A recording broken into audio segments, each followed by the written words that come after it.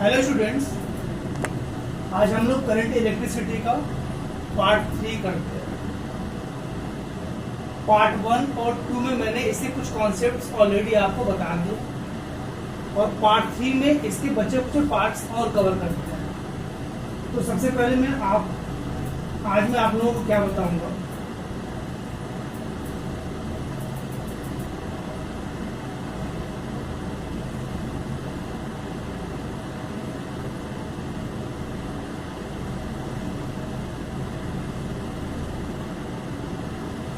तो basically current electricity में आज मैं आप लोगों को बताने वाला हूँ joules law of heating effect. जैसे कि आपने घरों में देखा होगा कि हम क्या करते हैं कि बल्ब होता है या इलेक्ट्रिक आयरन होता है, ठीक। तो हम क्या करते हैं कि जब स्विच ऑन करते हैं तो कुछ टाइम के बाद वो डिवाइस हीट होना स्टार्ट होता है ना, ठीक है। तो उसी पे कुछ इफेक्ट है जो कि है joules law of heating effect. Means हम ये क्या कह सकते हैं, हम कह सकते हैं कि when we apply current in any device means electrical device, तो when we flow current in an electrical device after some time it will be heated, ठीक। तो क्या होगा, जब करंट पास करते हैं किसी भी इलेक्ट्रिकल डिवाइस में तो वो हीटअप होना स्टार्ट होता है और वो जो अमाउंट ऑफ हीट होता है वो होता है directly proportional to square of current and directly proportional to resistance of the conductor and directly proportional to time taken, ठीक। तो सिंपल से वर्ड में हम कह सकते हैं कि joules law of heating effect के अकॉर्डिंग क्या है कि किसी भी डिवाइस में यदि हम करंट पास करें तो कुछ टाइम के बाद वो हीट होना स्टार्ट होगा और वो जो अमाउंट ऑफ हीट है वो किस पे डिपेंड करेगा, square of the current, resistance and time पे। तो यदि आप इन सबको कंबाइन कर दो तो ये बनता है आई स्क्वायर आर टी, ठीक। जैसे कि पता है कि प्रोपोर्शनलिटी को हटाने के लिए हमें कोई कांस्टेंट लेना पड़ता है, तो हम कांस्टेंट जो लेंगे वो होगा के आई स्क्वायर आर टी। तो के क्या हो गया, के इज कांस्टेंट ऑफ प्रोपोर्शनलिटी और के की वैल्यू यहाँ पे 1 रखते हैं तो एच इक्वल टू बन जाता है आई स्क्वायर आर टी, ठीक। तो amount of heat is directly proportional to square of the current flowing in a conductor and directly proportional to resistance of the conductor and directly proportional to time taken. Time taken means जब तक आप current pass करें तो उस time के directly proportional है। तो combining 1 2 3 then we get h is proportional to I square RT, then h equal to k I square RT, putting k equal to 1, k is constant of proportionality, then we get h equal to I square R.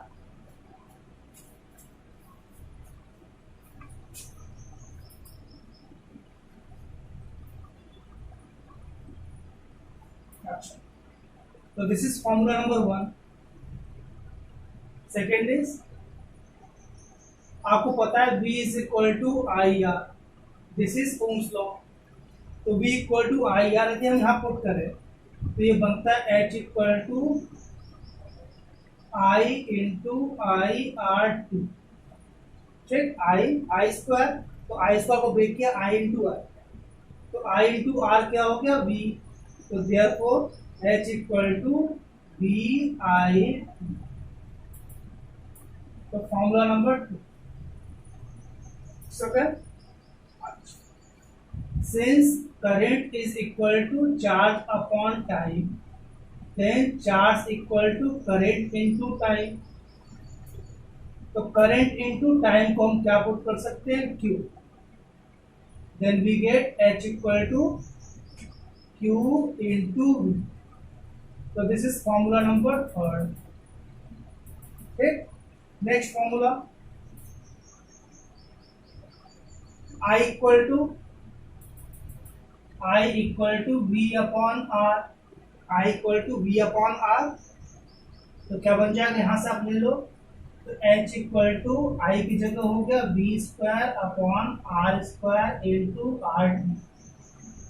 Are cancel हो गया, then H equal to V square upon R into T. तो this is formula number 4। ठीक, तो Joule's law of heating effect में क्या है, एक बार फिर से रिमाइंड करते हैं। The heat produced in any conductor is directly proportional to square of the current and directly proportional to resistance of the conductor and directly proportional to time taken. Then combining three parts we get H equal to I square RT.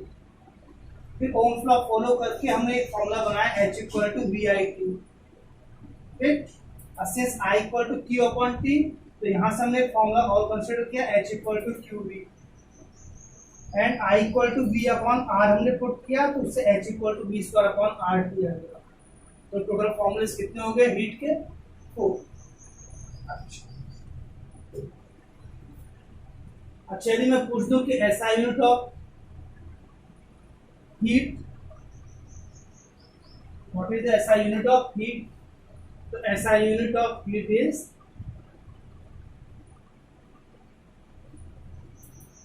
Joule. SI unit of heat is joule.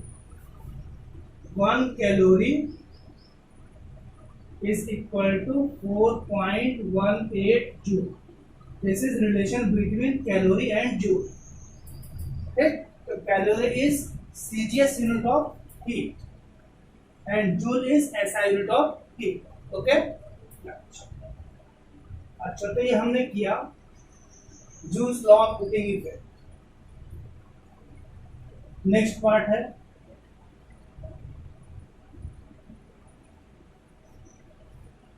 Electrical energy.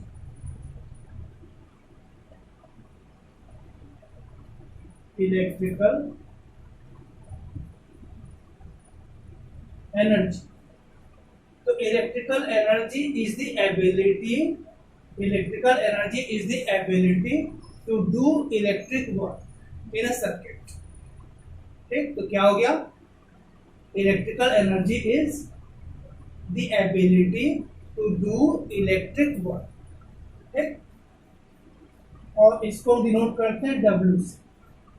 तो W के सारे फॉर्मूले वही होंगे जो heat के फॉर्मूले, because heat is a type of work and work is a type of heat. Heat and work are interrelated to each other.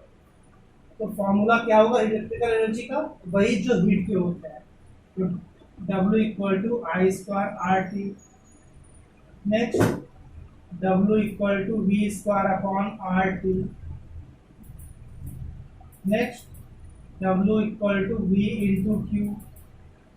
Next W equal to V आई।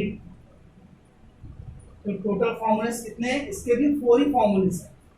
ठीक, अब नेक्स्ट टॉपिक है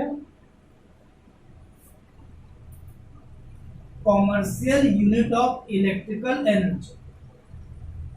commercial unit means जैसे home appliances होते हैं, industries होती हैं, तो उसमें जो इलेक्ट्रिसिटी बिल आप पे करते हो, तो वो क्या होता है, वो होता है कॉमर्शियल यूनिट। तो commercial unit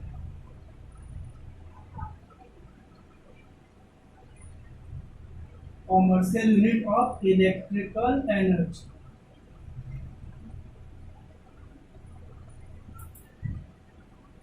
commercial unit of electrical energy is kilowatt hour। क्या होता है, किलोवाट आवर, और इसी को हम कहते हैं 1 यूनिट। ठीक, जैसे आपने घर में इलेक्ट्रिसिटी कंज्यूम होता है, तो पूरे मंथ में कितना हुआ, सपोज 100 यूनिट्स, तो 100 यूनिट मीन्स 100 किलोवाट आवर।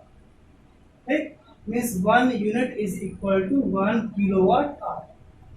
ठीक, तो 1 kilowatt hour is equal to 3.6 into 10 power 6 joule. ठीक, तो this is relation between kilowatt hour and joule. kilowatt hour is called commercial unit of electrical energy. It is also called BOTU. BOTU means Board of Trade Unit. Board of Trade Unit. Okay? So 1 kilowatt hour means 1 unit. Then 10 kilowatt hour means 10 unit, which is equal to 10 into 3.6 into 10 power 6 joule. अब मैं कहता हूँ कि 50 unit. तो what is meaning of 50 unit? तो 50 unit means 50 kilowatt hour. This is 50 multiply by 3.6 into 10 power 6 joule. ठीक. तो 50 kilowatt hour को क्या बोलेंगे? 50 unit, which is approx equal to 50 into this. ठीक. तो kilowatt hour is called commercial unit of electrical energy, जो कि होम या इंडस्ट्रीज या कहीं भी यूज किया जाता है. ओके. नेक्स्ट टॉपिक हम पढ़ेंगे electrical power. Next topic is electrical power.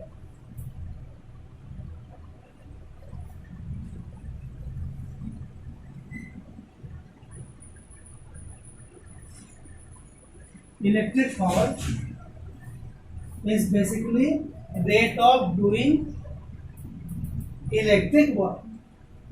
Rate of doing electric work is called electric power. Rate of doing electrical work is called electric power, denoted by P. So P is equal to W upon T. तो हम कितने फॉर्मूले तैयार कर सकते हैं इसके लिए? 4, because W equal to I square R T. T cancel तो पावर हो गया I square into R. Next P is equal to W क्या था? V I T. तो V I T upon T. T cancel तो V into R. Okay. Next one P equal to V square upon R, because W equal to V square upon R into T. तो T cancel हो गया तो P equal to V square upon R. Next one P equal to V Q upon T. ठीक. तो total formulas कितने हो गए power के? 4. P is equal to I square R T. P equal to V I. P equal to V square upon R and P equal to V Q upon T. And SI unit of electric power, SI unit is watt. 1 watt means 1 watt is defined as 1 volt into 1 ampere. Okay? Then we say that when 1 ampere of current is produced on application of 1 volt potential difference across the ends of the conductor, means 1 ampere का current produce हो रहा है कब? जब हमने 1 volt potential difference conductor के ends के according उसके क्रॉस अप्लाई किया. तो जो उससे पावर जनरेट होगा वो क्या होगा? 1 वोल्ट. तो 1 what is power by application of 1 volt of potential difference and producing a current of 1 ampere. Okay.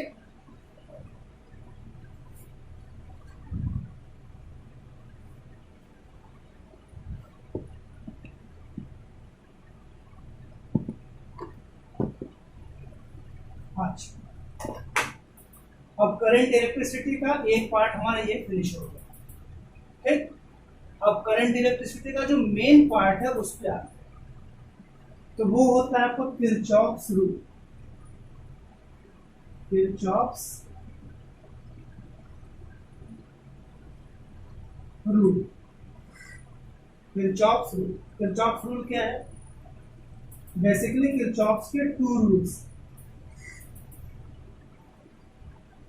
First rule and second rule.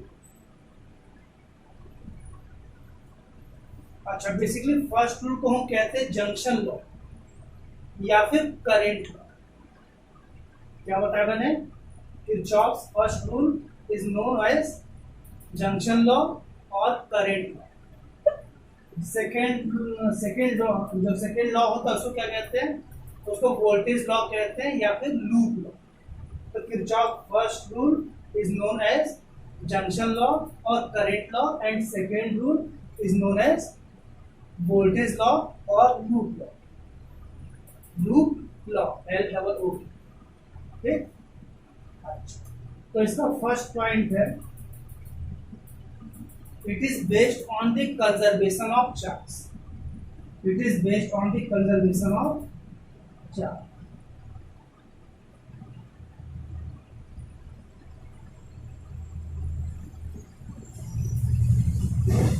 Okay, इसका फर्स्ट पॉइंट क्या है, it is based on conservation of energy. Okay, so Kirchhoff's first rule based on the conservation of electric charge and Kirchhoff's second rule based on the conservation of energy. Point number 2, summation of I is equal to 0. Summation of I is 0 means total current at a point. जैसे कि बताया मैंने, Kirchhoff first rule को क्या बोलते हैं, junction law. तो particular कोई भी पॉइंट होगा, कोई भी एक जंक्शन होगा और उस पॉइंट पे जितने भी करंट एंटर होंगे या जितने भी करंट उस पॉइंट से निकल जाए, सबका जो एल्जेब्रिक सम होगा उसे बोलते हैं 0। तो ये क्या आपका कंफर्म करता है, total current eight a point will be 0। और यहाँ पे सेकेंड पॉइंट क्या है, total EMF. EMF means electromotive force. EMF, electromotive force.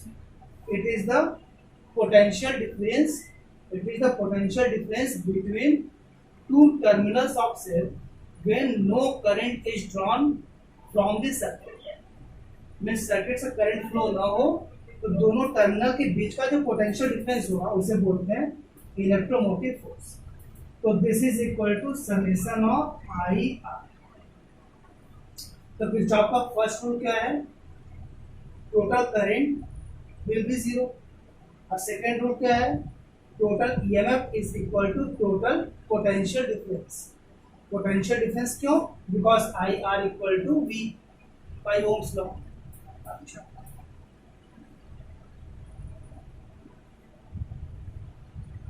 ठीक। थर्ड पॉइंट हम कह सकते हैं अपनी तरफ से कि जो फर्स्ट रूल है वो आप ओपन सर्किट और क्लोज सर्किट दोनों में अप्लाई कर सकते हैं। फर्स्ट रूल को हम ओपन सर्किट और क्लोज सर्किट दोनों में अप्लाई कर सकते हैं, ठीक है ना। तो it is applicable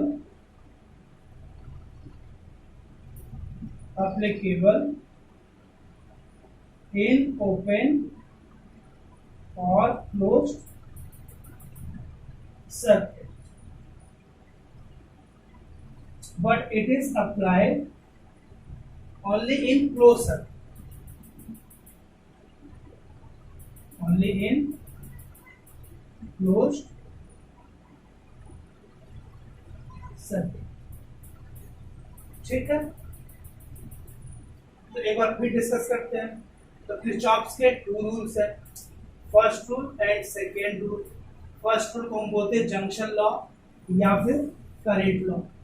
second rule को बोलते हैं वोल्टेज लॉ या फिर लूप लॉ। तो फर्स्ट रूल किस पे डिपेंड है, कंजर्वेशन ऑफ चार्ज पे, और उसमें टोटल करंट क्या होता है पर्टिकुलर किसी जंक्शन पे वो 0 होता है, और इसे हम ओपन और क्लोज सर्किट कहीं भी अप्लाई कर सकते हैं। But in second rule it is based on conservation of energy, and in this summation of EMF is equal to summation of IR, and it is applicable only in closed circuit, ठीक। अच्छा, अब हम इसका mathematical portion देखते हैं कि हम किसी भी पर्टिकुलर क्वेश्चन को कैसे अप्लाई करते हैं इन रूल्स के।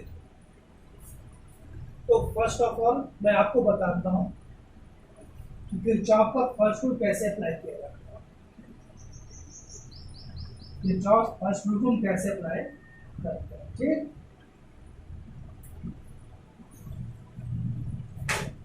चलो हम एक क्वेश्चन लेते हैं। क्वेश्चन ये है कि मान लो कि कोई जंक्शन में कोई पॉइंट और इस पॉइंट पे कुछ करंट है,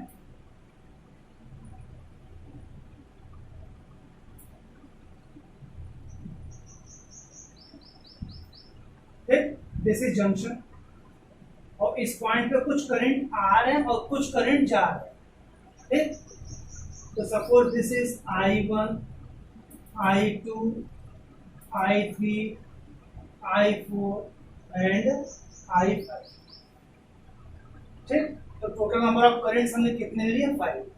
तो 5 करंट्स हैं। तो आप देखो इसमें कुछ करंट जो कि बाहर जा रहे हैं जंक्शन से और कुछ करंट जो कि जंक्शन में एंटर कर रहे हैं। तो बेसिकली क्या होता है, जो आउटगोइंग करंट होता है, आउटगोइंग करंट इसको हम लेके चलते हैं नेगेटिव, एंड इनकमिंग करंट लेके चलते हैं पॉजिटिव। तो जैसे कि मैंने आपको इसके रूल्स बता रखे थे, summation of I is equal to 0, summation of I is 0 means total current meeting at a point is 0। तो total current means summation of I is equal to 0। तो देखो, तो मैंने क्या बताया कि जो इनकमिंग करंट है वो प्लस लेके चलना है और जो आउटगोइंग करंट है उससे हमें नेगेटिव लेके चलना है। तो इनकमिंग करंट देखो कहाँ पे है, तो ये देखो ये अंदर आ रहा है, तो I5 को हम क्या लेंगे? प्लस में। I3 आ रहा है अंदर, तो I3 को हम क्या लेंगे? प्लस में। चलो I2 बाहर जा रहा है, तो इसको हम क्या लेंगे? माइनस में, तो माइनस I2। I1 बाहर जा रहा है, तो माइनस I1, और कौन सा बच्चा? I4। तो I4 भी बाहर जा रहा है, तो minus I4 which is equal to 0। तो यही इस स्टेटमेंट का मतलब है कि total current meeting at a point will be 0। ठीक, तो जो अंदर करंट्स आ रहे हैं उनको हमने प्लस दिया, तो प्लस में कौन सा था? ये और ये I3 एंड I5 दोनों आ रहे, और I4, I1, I2 ये बाहर जा रहे हैं, तो इन सबको हमने क्या लिया? माइनस। ठीक, तो ये है किरचॉफ का फर्स्ट रूल कैसे अप्लाई करते हैं।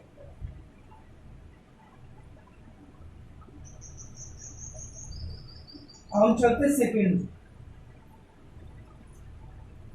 तो सेकेंड रूल के लिए मैंने एक क्वेश्चन लिया, जैसे मान लो कि हमारे पास कोई एक सर्किट,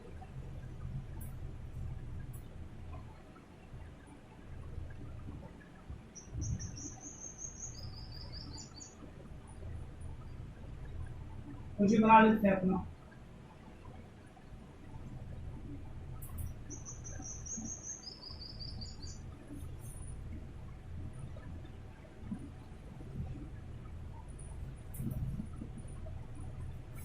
ये हमने कह लिया R1, इसे R2, इसे R3, और सपोज ये है E1 और ये हो गया E2।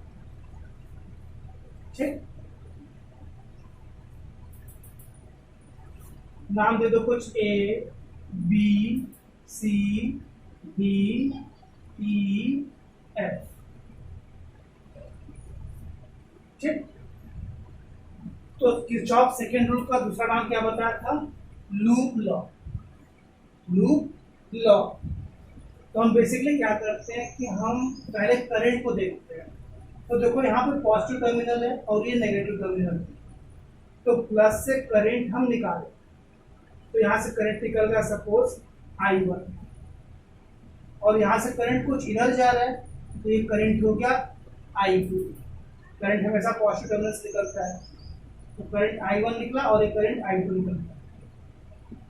ओके, अच्छा, तो हम क्या करेंगे? इसमें अपनी चॉइस करेंगे, लूप, इसमें लूप लेंगे। तो लूप मीन्स वो आप चाहे क्लॉकवाइज ले लो या फिर एंटी क्लॉकवाइज, वो अपनी चॉइस है। लूप को हम क्लॉकवाइज भी ले सकते हैं एंड एंटी क्लॉकवाइज भी ले सकते हैं। ठीक, तो हमने लूप को लिया, क्लॉकवाइज नहीं लिया, तो लूप को क्लॉकवाइज लिया तो हम लिखेंगे इन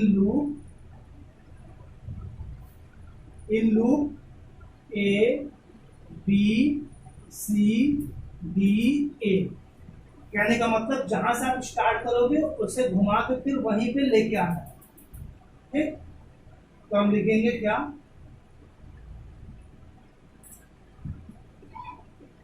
अब देखो लूप यहाँ पे इधर है और करंट इधर है, तो लूप और करंट दोनों अपोजिट डायरेक्शन में है तो माइनस साइन लेना होगा।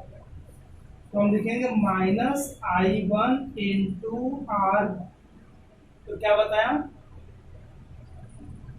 करंट एंड लूप यदि अपोजिट डायरेक्शन में है तो माइनस में, और यदि सेम डायरेक्शन में है तो प्लस में, और ईएमएफ के केस में जस्ट उसका रिवर्स केस, यानी करंट और लूप यदि सेम डायरेक्शन में है तो माइनस, और यदि अपोजिट डायरेक्शन में तो प्लस।